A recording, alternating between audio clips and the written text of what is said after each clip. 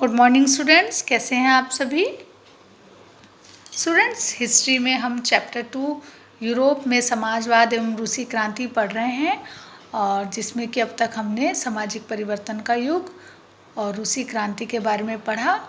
और पेट्रोग्राद में फरवरी क्रांति के अंतर्गत हमने पढ़ा कि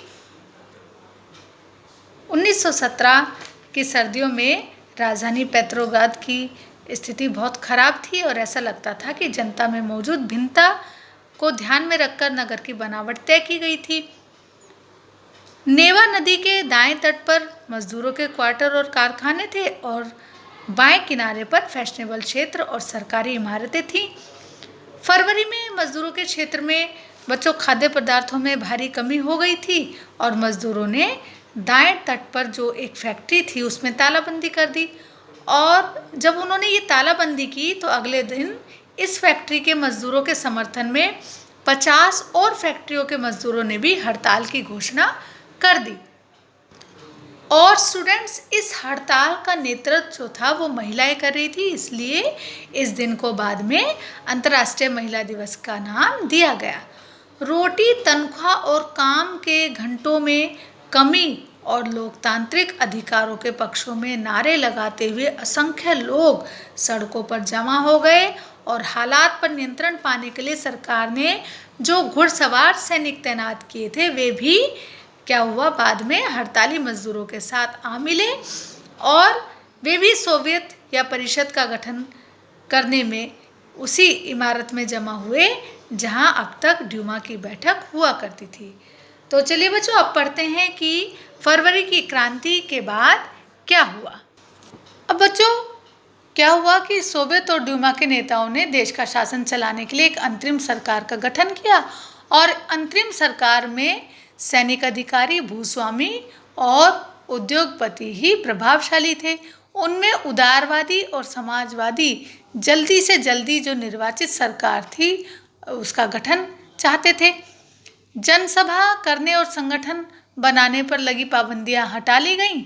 हालांकि निर्वाचन का जो तरीका था वो सब जगह एक सा नहीं था, लेकिन पेट्रोग्राद सोवियत के आधार पर सब स्थानों पर सोवियत बना ली गई। बोल्शेविकों के निर्वासित नेता व्लादिमीर लेनिन अप्रैल 1917 में बच्चों रूस लौट आए, और लेनिन के नेतृत्व में बोल्शेविक सन 1914 से ही युद्ध का विरोध कर रहे थे। उनका कहना था कि अब सोवियतों की सत्ता अपने हाथों में ले लेनी चाहिए, और लेनिन ने बयान दिया था कि युद्ध समाप्त किया जाए और सारी जो जमीन है वो किसानों के हवाले की जाए और बैंकों का राष्ट्रीयकरण किया जाए।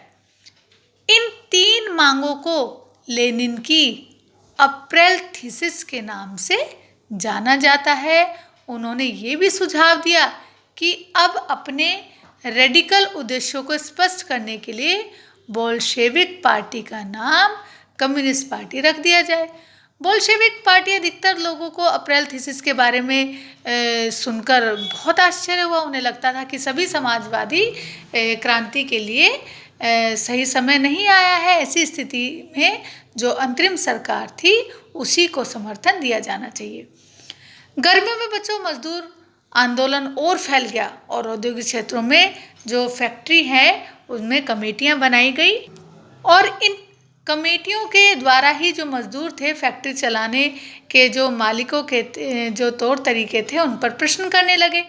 ट्रेड यूनियनों की संख्या में बढ़ोतरी होने लगी। सेना ने सिपाहियों की जो है वो समितियां बनने लगी।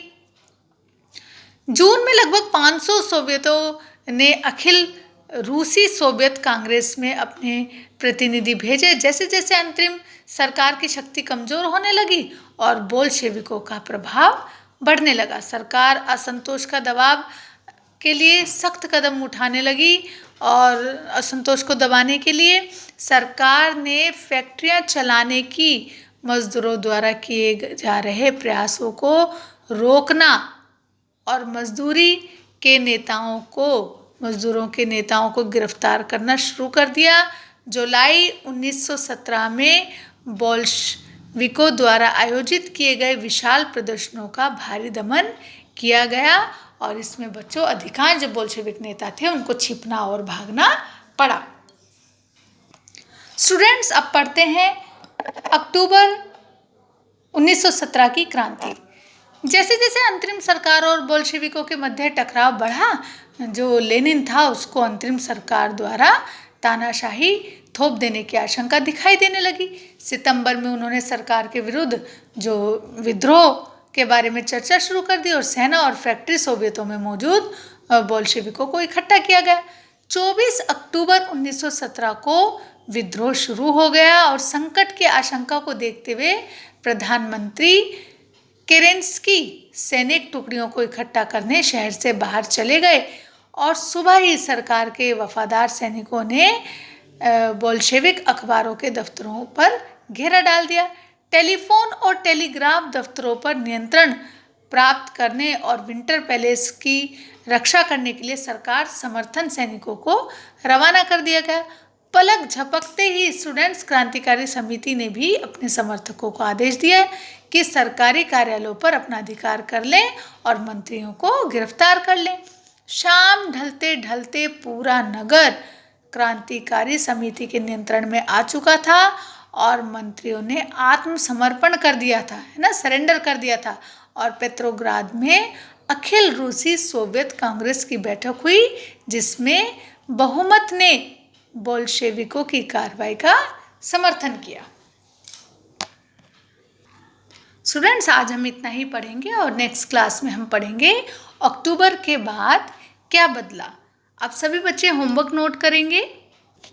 होमवर्क से बच्चों आपको पेज नंबर 42 पर ये जो क्वेश्चन नंबर 1 और 2 है ये आपको अपनी हिस्ट्री की नोटबुक में लिखना है। तो चलिए बच्चों, फिर मिलते हैं नेक्स्ट क्लास में।